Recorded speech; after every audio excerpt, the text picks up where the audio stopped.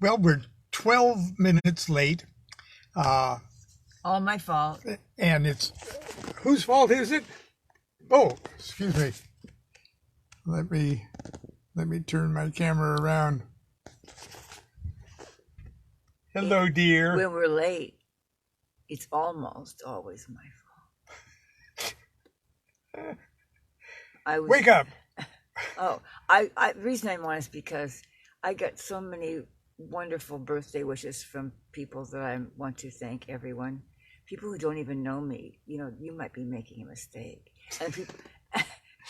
and anyway, I'm very grateful. Really, I am because we're shut-ins here. Okay, so I appreciate good wishes very much. And Happy birthday, dear. that was last month. Right. On to the next month. The moon is waning. I have to go. Okay. It was worm moon last night. Lon said I couldn't get up at 4 o'clock in the morning to see if the worms were having a moon viewing party She wanted to go out with a flashlight and see if it was supposed to rain, but it didn't.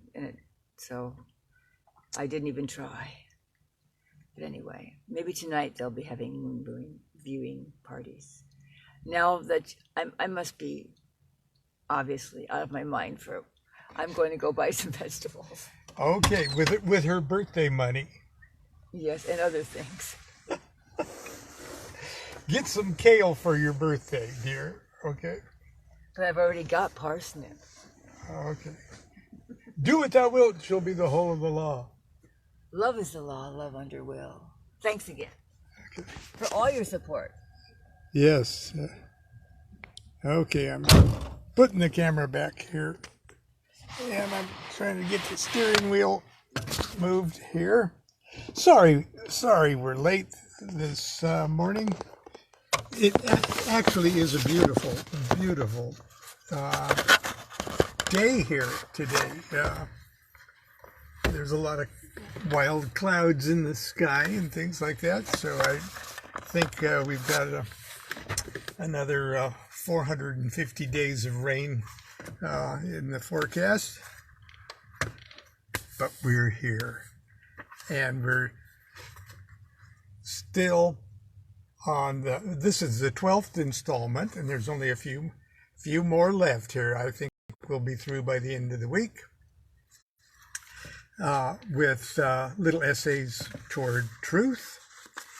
And today we're on understanding. Now, yesterday was the little essay on knowledge. And if we all recall, I'm sure many of us realize that each of these initiatory levels that are indicated on the tree of life, each of these levels of human consciousness, all the way up at the top there is at Godhead itself, and number 2, Hokmah, number 3, Bina, the big supernal triad. 1, 2, and 3 aren't really 1, 2, and 3. They're just kind of the mechanics of one thinking about itself. But there is a weird Sephira that's a Sephira that's not a Sephira, that's right in that middle. See where the right under the supernal triad, 1, 2, and 3, and between 4, 5, and 6, there is like a blinking, vaporous something. Now you see it, now you don't. Non-Sephira called Da'ath, which is called knowledge. And it's the height of where your meat brain can attempt to think about everything and understand everything with your intellect and everything else. Above that is the level of consciousness at the level of number 3, which is called understanding. And it's the same understanding that indicates the level of consciousness that in the Bible legend, Solomon asked God for. You hear about the wisdom of Solomon, but before you get to the wisdom, believe it or not, wisdom will be number 2, but number 3 is understanding. And in the formula that is indicated by the story, the legend of Solomon, Solomon had this big job to do when his father David died and he inherited the kingdom. He was tasked with the sacred duty of building the temple of God. And the temple of God was, with all intent and purposes, a miniature working model of the cosmos. A building that was proportioned so perfectly that it vibrated at a lower octave, I guess, but a pure octave nonetheless, of the big vibration of the entire cosmos. So if you could build a building that was perfectly proportioned to God, then it would vibrate just like God, and God's presence would be in that building. Sort of like if God was a huge tuning fork that's vibrated at E, and like the big Om, and that big vibration was literally everything, the whole cosmos. It's not only holding the cosmos together, it was the cosmos. And it's like a big tuning fork. That's God. And if you were skilled enough, you could build a little tuning fork that had the same proportions, the same proportions of mass and material, that when you struck that little tuning fork, it would be the same note.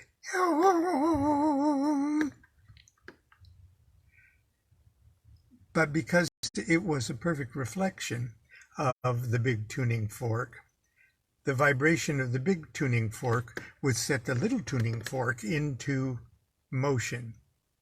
Om. And in a sense, the essence of the big tuning fork would indwell the little tuning fork. That was the idea of building a temple of God. That's the idea of all sacred geometry that we hear so much about. This is the whole idea, the theory behind the great cathedrals of Europe. That's the idea. It's the format, if you will, of the great pyramids and all of the great temples. This is what made architects high priests, high cosmic priests. That's why Masons are called Masons. But I digress.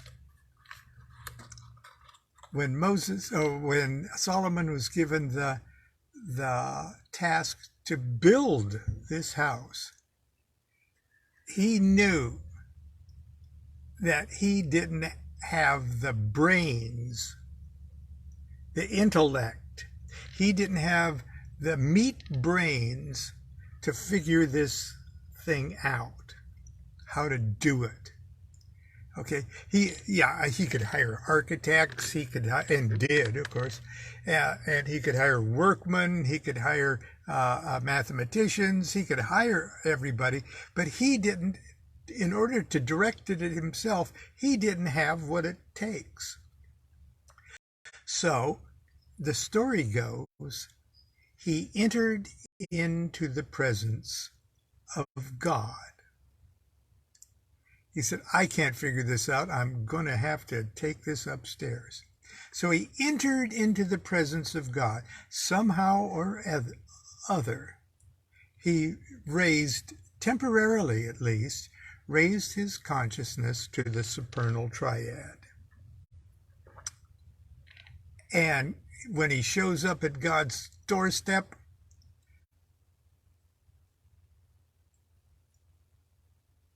God says, wow, you know, this is the coolest thing anybody's ever done. You just didn't be down there in the microcosm whining to me. Oh, please give me this, give me that. Oh God, I really want to. No, you came right up here to talk to me. Kings hardly ever do that. Kings are usually assholes. So God said, look, I'm really impressed that you showed up here, that you entered into my presence. What do you want? And Solomon, said, I got to make a miniature working model of you, and I just don't have the brains or the intellect to do it. Give to me at the beginning of my reign of these people, of this nation, give me an understanding heart. In other words, give me the vibration of number 3. Make me a master of the temple. That's the degree of number 3. Give unto thy servant an understanding heart. And so the legend goes, God was so impressed. He said, okay, you didn't ask for a casino, you didn't ask for architects, you didn't ask for wine, women, and song. You asked for exactly the only thing that you need. And I'm so impressed, I'm going to give you that. I'm going to give you all sorts of magic secrets and stuff. I'm going to show you how to tame the labor unions of demons. I'm going to give you wisdom. And wisdom is that number 2. Okay. But I digress. We're talking about understanding here. And that understanding coming right after the little essay of on knowledge, which is da'ath, is showing how we're moving from, we have to rise above the madness of the height of reason into another kind of state. Now, that intellect, that reason, is the Kabbalistic world of Yetzirah. It corresponds to the Vav of the tree of life, 4, 5, 6, 7, 8, and 9. But now we're moving into Braya, the second highest Kabbalistic world. And it corresponds in the human soul to the Neshama. And I told you that whole little story so you could keep in mind what Neshama is. It's right there at number 3. Now let's see if I can find my page here. Look at my book, it's falling apart. Understanding.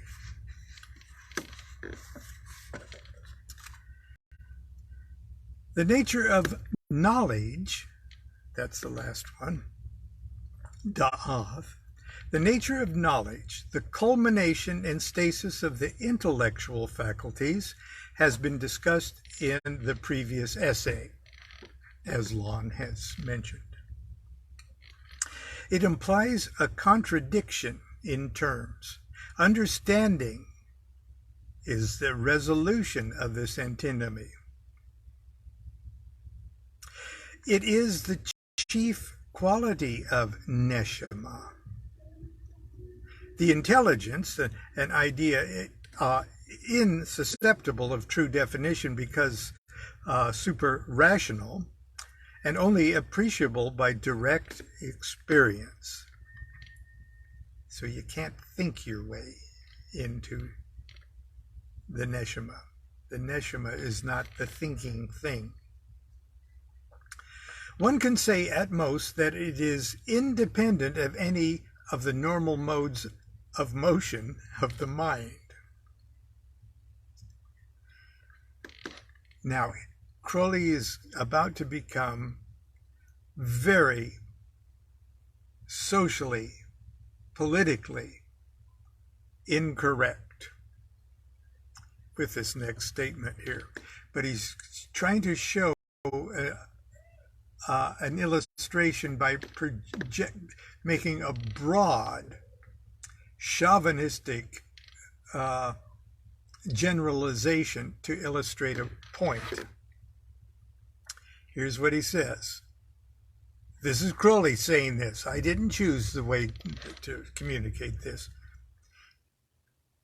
It is a significant illustration of the truth of this Kabbalistic theory that women often possess most excellent intelligence, while totally incapable of the knowledge and reason on which, logically, it is founded.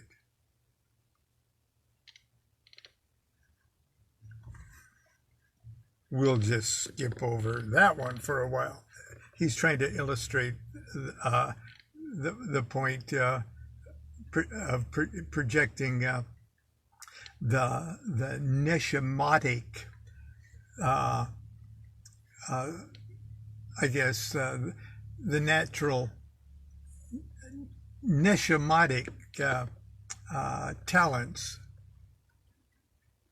and abilities that women by tradition and culture are said to possess in a greater degree than men. Like neshama is called the soul intuition, and Crowley's trying to drag in this idea of woman's intuition. Everybody knows. Okay, enough apologetics. Samadhi, at first onset, productive of bewildering ecstasy, ultimates in this understanding. One may say, therefore, that understanding implies a certain somatic quality. When I use the word a lot, he uses the word a lot, somatic. So it's samadhi-ish, a trance, a level of consciousness where by the thing that you're at one, the subject and the predicate are one. That which perceives is the perceiver, kind of. But we've gone over that before. Samadhi, at first onset, productive of bewildering ecstasy, ultimates in this understanding. One may say, therefore, that understanding implies a certain somatic quality of apprehension. Duality is, perhaps, not absolutely abolished, save in the superstructure of the state, but it assumes a form which it could be absurd to call it dualistic. It'll be noted that violation of logic is essential to every true effort to convey the conception. There's a meme for you. This fact lies at the root of all Trinitarian symbolism. The scheme is geometrical in idea, even arithmetical, as shown by the attribution of bina, that's number 3, but the solution of every dyad in a triune triad is misleading, insofar as it purports to interpret the phenomenon in terms of intellect, and only useful as it may train the reasoning faculties to supersede themselves in a sublime suicide upon the altar of mystic intuition.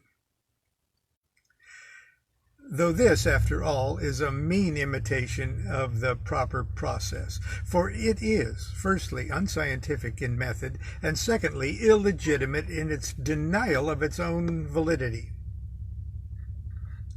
The only correct and adequate mode of attainment of understanding is to shut off and to inhibit the rational mind altogether, thus leaving a tabula rasa, a clean slate, upon which the entire alien faculty, de nova and sui generis, brand new and unique. So let me just use those things. The only correct and adequate mode of attainment of understanding is to shut off and to inhibit the rational mind altogether, thus leaving a clean slate upon which the entirety of the alien faculty, brand new and unique, can write its first word. But then, it'll surely be said, what is more unintelligent than this supposed intelligence? Than this formless, even delirious ecstasy which sweeps away all shapes of thought? No sane man would deny this premise. But the explanation is that this ecstasy is, so to say, the throe of birth of the new faculty. It is surely natural for an observer to be startled for the moment by the discovery of this new universe. Ananda must be Ananda bliss. Ananda must be mastered manfully, not indulged as a vice in the manner of the mystic. Samadhi must be clarified by sala. Sala is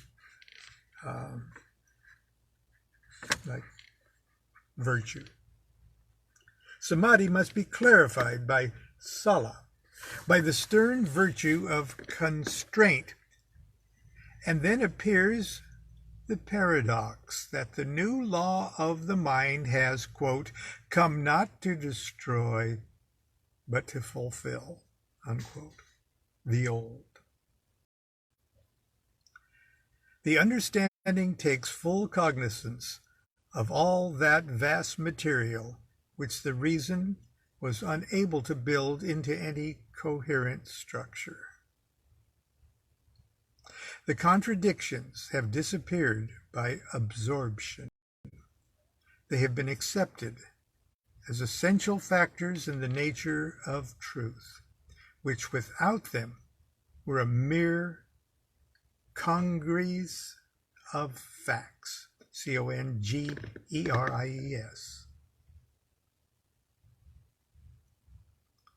It will be clear from all these considerations that there need be no surprise at this primordial paradox, that skepticism, absolute in every dimension, is the sole possible basis of true attainment. Now that's skepticism, not sarcasm. Sarcasm is another bliss altogether. All attempts to shrink the issue by appeals to faith, by mystic transcendental sophistries, or any other spiritual verities of the three-card trick, or varieties of the three-card trick, Monty, are devoted to the most abject destruction. One cannot, quote, find the lady, unquote, by any other way than that of the knight errant, of the great fool, the way of the eagle in the air, whose sacred number is the sacred 0. Yea, also, not being all, and all being Pan, the only due address to Godhead, is in the dual form of all devourer, all begetter. For all must be destroyed, that all may be begotten. That's the end of the essay on understanding. Tomorrow's, if understanding willing, will be chastity. And chastity might not exactly be what most people, or how most people define it. Anyway, so that's it. I don't know what we're going to do tomorrow besides chastity, but throw your belt away. Until tomorrow, continue to be good to yourself. Be good to each other. Do what thou wilt shall be the whole of the law. Love is the law. Love under will.